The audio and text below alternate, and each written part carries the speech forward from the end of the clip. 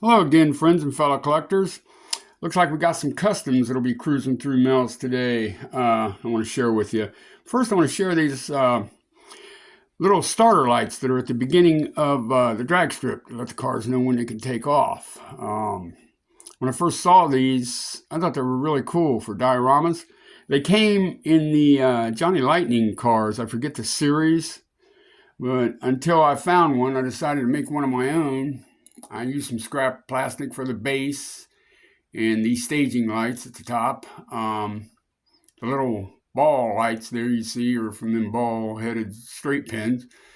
And I used a finish nail and some pellets and painted them up. And that worked pretty good for me for a good while there.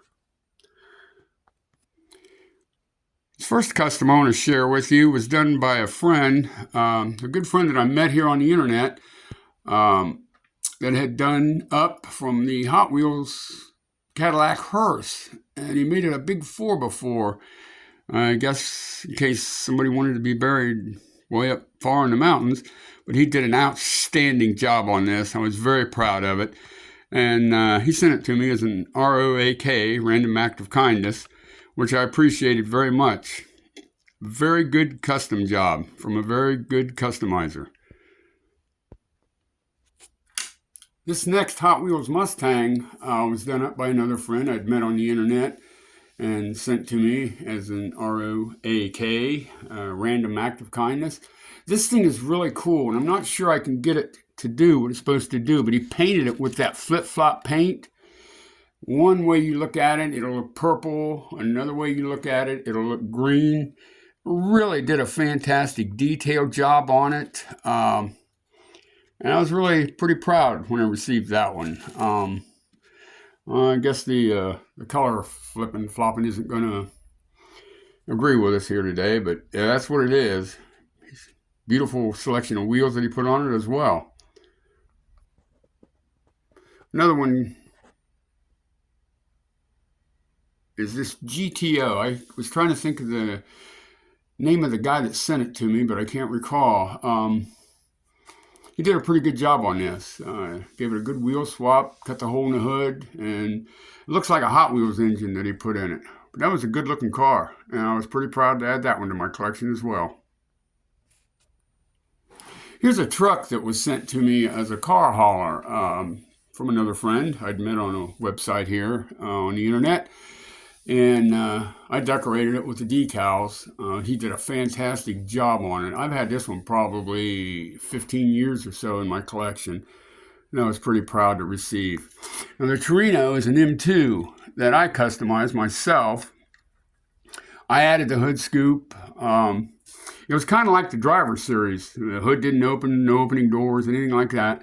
But I added the hood scoop, and I also did an engine swap, so to speak, from some engines that I had molded and cast from resin. I stuck a big old 429 in there, Big Boss 429. And I'm pretty proud to display that one in my collection as well.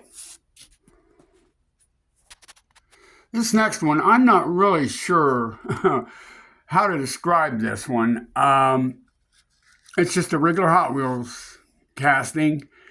I cut the hole in the hood, used a Hot Wheels engine to put in it, but I used the wheelie bars and the parachute that I'd carved out of plastic and molded and then cast from resin. I took this one to the 2010 Diecast Car Convention in Las Vegas and entered it in a contest. I believe the category was spicy. I've got another one, the next one I'll show you, that I also entered in that contest. And when the prizes were being awarded, I was literally shocked to hear them call my name, twice even. But like I said, I entered this one in the spicy category. I didn't do much to it other than add those parts as well as a wheel swap with green light tires and wheels. There were so many beautiful, fantastic, I mean, absolutely gorgeous custom die-cast cars in that contest, and I could not believe that they called my name and gave me first prize.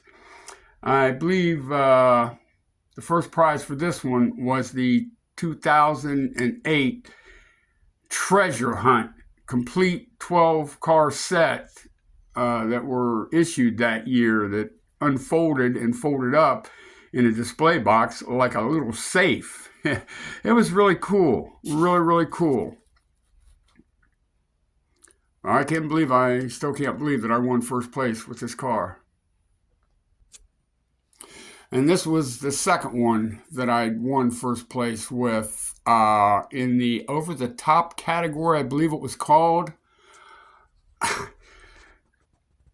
I don't know. I am lost for words as to how I won first place. And the first place prize for this one was the entire set, a nice looking set of Hot Wheels of the Since 68 series.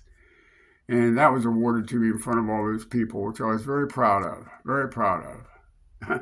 Still in disbelief, though, to this day. Here we have a sporty little Fox Mustang convertible.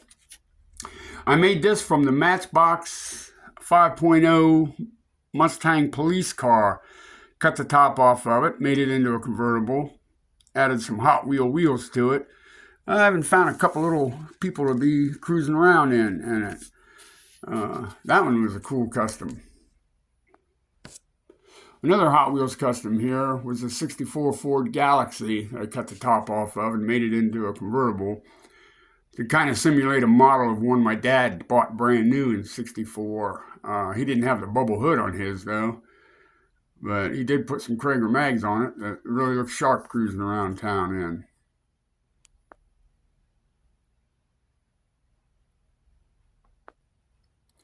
This next one is a Hot Wheels Maverick Grabber.